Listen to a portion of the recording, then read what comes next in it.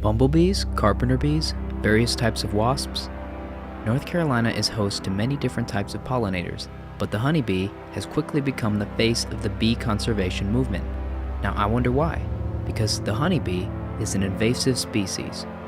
There are benefits and disadvantages to having honeybees in North Carolina. One of the most important benefits is local industry. I went to the Durham Farmers Market to explore the local honey industry, and this is what I found.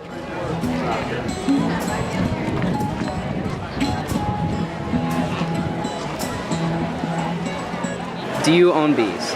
Yes, I have about 50 beehives, and they're local here. There's some in Orange County and some in Chatham County. How does your business rely on the presence of honeybees in North Carolina? Well, my business is entirely honeybees in North Carolina. I sell honey and beeswax candles in this farmer's market, and so I keep the bees to supply me with those things, honey and wax.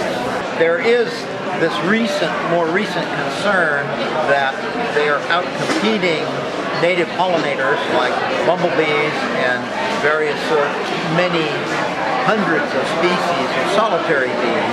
But when you consider that the honeybees have been here for 300 years, the relationship has become pretty stable. Insects go through very rapid life histories. We have pretty much stabilized at what we are. Fresh produce has, lettuce and spinach and stuff has pollen on the leaves, and when you eat the pollen, it helps you have less seasonal allergies. And the same thing if you use local honey. It would be extremely detrimental to our business if we weren't able to get our honey from North Carolina, and part of the fun of honey is that it's your local honey.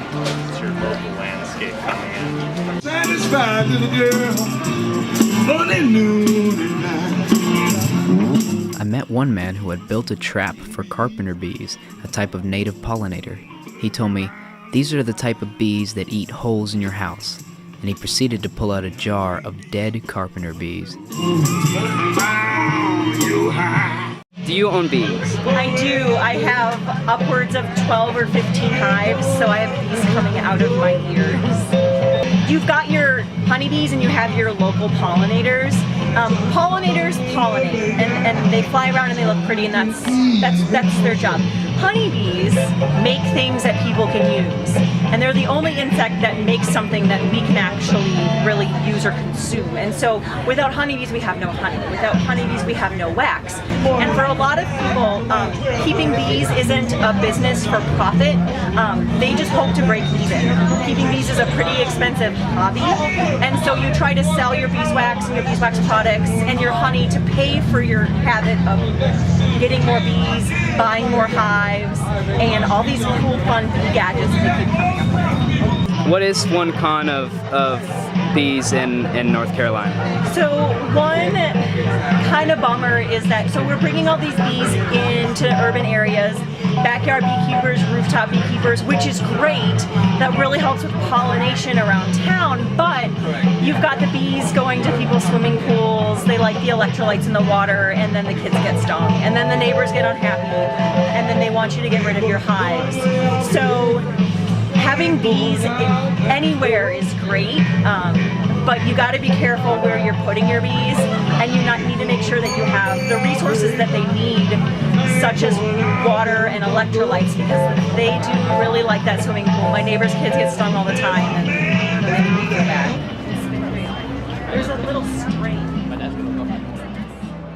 The western honeybee as we know it is the product of years of domestication for the purpose of maximized honey production, but it's not native to North America. The species of honeybee that we have today is a descendant of the Africanized honeybee.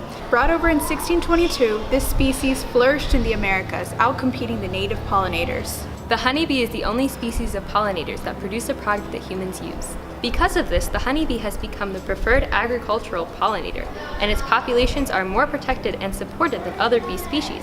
Honeybee populations, although recently damaged by what scientists call colony collapse disorder, are relatively within our control. Native pollinators, however, usually go by the wayside when people talk about bee conservation, and they're the ones that need our help. We have had a major problem with disease and perhaps some problem with pesticides that have put some downward pressure on honeybee populations, but the beekeepers are able to respond to that by dividing their beehives rather frequently.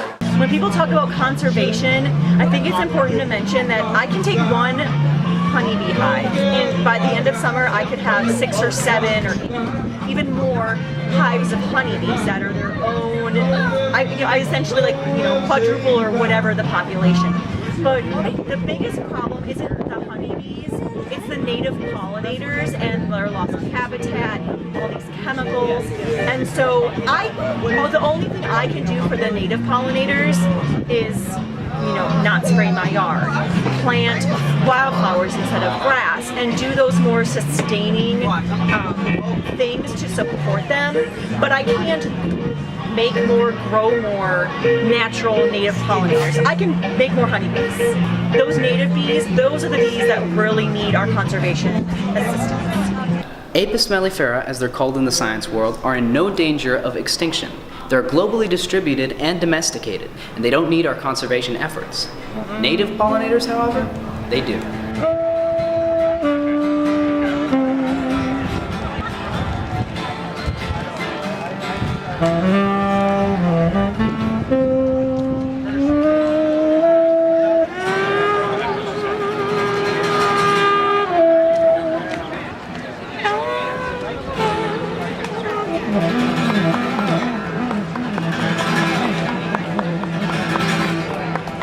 Say it.